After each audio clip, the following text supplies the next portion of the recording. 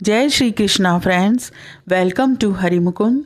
आप सभी को महाशिवरात्रि की बहुत सारी शुभकामनाएं। आइए आज श्रीमद् भागवत पुराण के 10वें स्कंद का 28वां अध्याय शुरू करते हैं।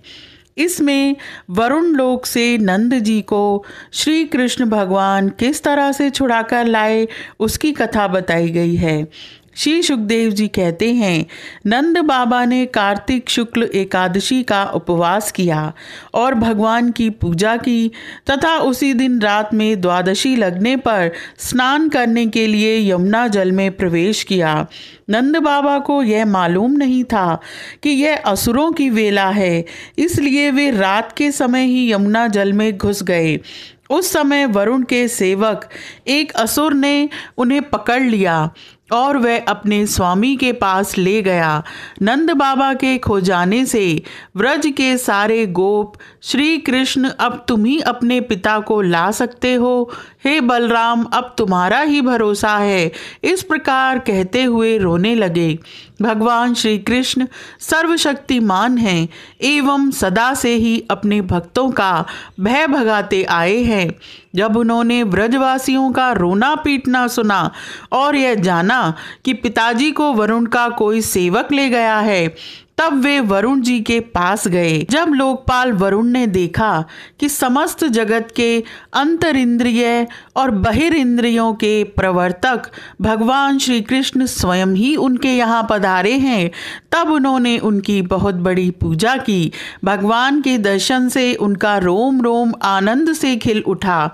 इसके बाद उन्होंने भगवान से निवेदन किया। वरुण जी ने कहा, हे प्रभु, आज मेरा शरीर धारण करना सफल हुआ।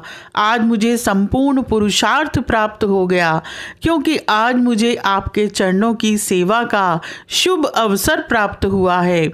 हे भगवान, जिन्हें भी आपके चरण कमलों की सेवा का सुअवसर मिला वे भवसागर से पार हो गए। आप भक्तों के भगवान, वेदांतियों के ब्रह्म और योगियों के परमात्मा हैं। आपके स्वरूप में विभिन्न लोक सृष्टियों की कल्पना करने वाली माया नहीं है, ऐसा श्रुति कहती है। मैं आपको नमस्कार करता हूँ। हे प्रभु, मेरा यह सेवक बड़ा मूढ़ और अनजान है, वह अपने कर्तव्यों को भी नहीं जानता। वही आपके पिताजी को ले आया है, आप कृपा करके उसका अपराध क्षमा कीजिए।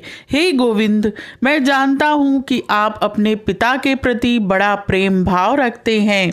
ये आपके पिता हैं, इन्हें आप ले जाइए।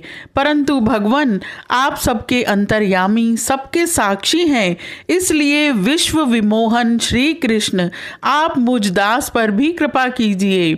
श्री सुखदेव जी कहते हैं, भगवान श्री कृष्ण ब्रह्मा आदि ईश्वरों के भी ईश्वर हैं। लोकपाल वरुण ने इस प्रकार उनकी स्तुति करके उन्हें प्रसन्न किया। इसके बाद भगवान अपने पिता नंद जी को लेकर व्रज में चले आए और व्रजवासी भाई बंधुओं को आनंदित किया। नंद बाबा ने वरुण लोक में लोकपाल के इंद्रियातीत ऐश्वर्य और सुख संपत्ति को देखा तथा यह भी देखा कि वहाँ के निवासी उनके पुत्र श्री कृष्ण के चरणों में झुक झुक कर प्रणाम कर रहे हैं। उन्हें बड़ा विस्मय हुआ। उन्होंने व्रज में आकर अपने जाति भाइयों को सब बातें कह सुनाई। भगवान के प्रेमी गोप यह सुनकर ऐसा समझने लगे कि अरे, ये तो स्वयं भगवान हैं। तब उन्होंने मन ही मन बड़ी उत्सुकता से विचार किया कि क्या कभी जगदीश्वर भगवान श्री कृष्ण हम लोगों को भी अपना वह मायातीत स्वधाम, जहाँ केवल इनके प्रेमी भक्त ही जा सकते हैं, हमें दिखलाएंगे।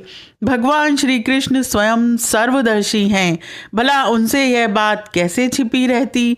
वे अपने आत्मीय गोपों की यह अभिलाषा जान गए और उनका संकल्प सिद्ध करने के लिए कृपा से भरकर इस प्रकार सोचने लगे।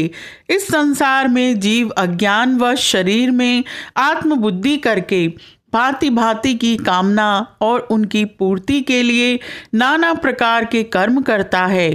फिर उनके फलस्वरूप देवता, मनुष्य, पशु पक्षी आदि ऊंची नीची योनियों में भटकता फिरता है। अपनी असली गति को, आत्मस्वरूप को नहीं पहचान पाता। परम दयालु भगवान श्री कृष्ण ने इस प्रकार सोचकर उन गोपों को माया अंधकार से अतीत अपना परम धाम दिखलाया।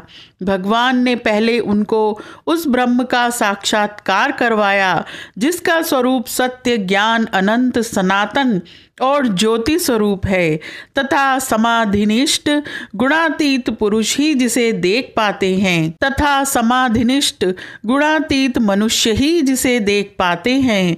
जिस जलाशय में अक्रूर को भगवान ने अपना स्वरूप दिखलाया था, उसी ब्रह्म स्वरूप ब्रह्म हृदय में भगवान उन गोपों को ले गए। वहां उन लोगों ने उसमें डुबकी लगाई। वे ब्रह्म हृदय में प्रवेश कर गए। तब भगवान ने उसमें से उनको निकालकर अपने परम धाम का दर्शन करवाया। उस दिव्य भगवत स्वरूप लोक को देखकर नंद आदि गोप परमानंद में मग्न हो गए। वहां उन्होंने देखा कि सारे वेद मूर्तिमान होकर भगवान श्री कृष्ण की स्तुति कर रहे हैं। यह देखकर वे सब के सब परम विस्मित हो गए। यह अध्याय यहीं समाप्त होता है। आज के लिए इतना ही। Please like, share and subscribe my channel. Thank you.